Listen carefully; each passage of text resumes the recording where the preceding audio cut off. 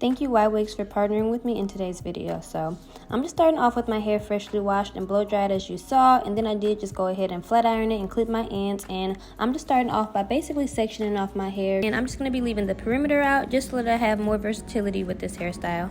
After that, I'm just going in and parting this straight across, and as you can see, my parting could use a little bit of work. I definitely need to order one of those like 3-point mirrors, but I just sectioned this first piece of hair off in one row, and I'm just kind of experimenting, just kind of like playing around with it. So I just peeled off the tape in and I just stuck it to one side of my hair, and now I'm just flipping it upward and I'm putting the other tape in on the other side, and I'm going to be pressing those two together. And this was my first one, so I was just kind of like trying to see the best way to do it. So the good thing is this did get way easier the more I did it, so I'm just repeating those same steps. I just start by sticking the tape in on the top of my hair, and then I flip it upward, and I just make sure that all of the hair that's gathered to the tape in is stuck to the tape in, and then when I flip it up, I go underneath, and I'm going to be peeling that tape off and applying this tape in underneath, and basically like sandwiching those two together and just pressing them together nice and tightly. And you really just want to make sure you're being as precise as possible when it comes to doing this style, because the minute you start getting sloppy and intertwining hairs and having the wrong sections attached to the wrong tape ends, it will cause unnecessary pulling and tension and damage, and you don't want that. So just really make sure you're taking your time and you're taking this section by section and row by row.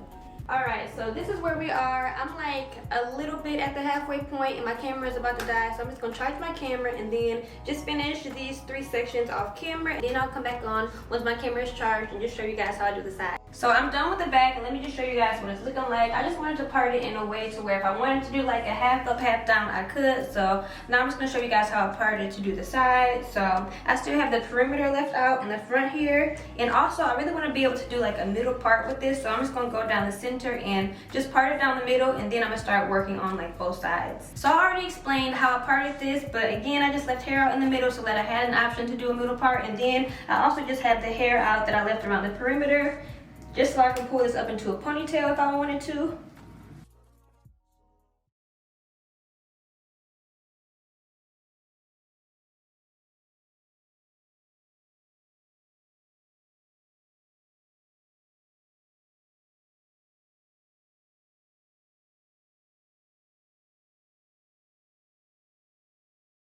So we're going to be working with this section of hair now, and you just want to make sure that everything else is out of the way just so that it doesn't pull or tug or anything. So we are back with a voiceover just because I just really want this video to be as thorough as possible. So I'm just going in and I'm parting this, and I'm just pressing the tape in directly on top of my hair, and now I'm flipping that up, reversing it, and placing one underneath, and I'm pressing those together.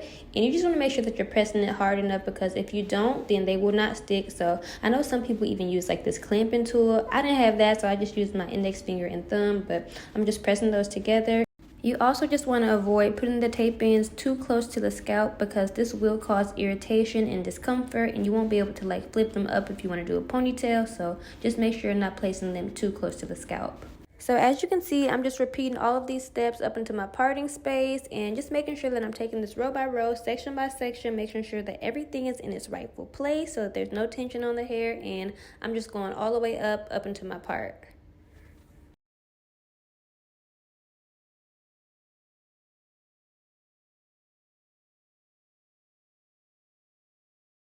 So this is what my hair is looking like after the tapes. As you can see where my real hair starts and where the bundle starts. So I'm just going to go off camera and just curl this, and I will be back and show you guys the completed look.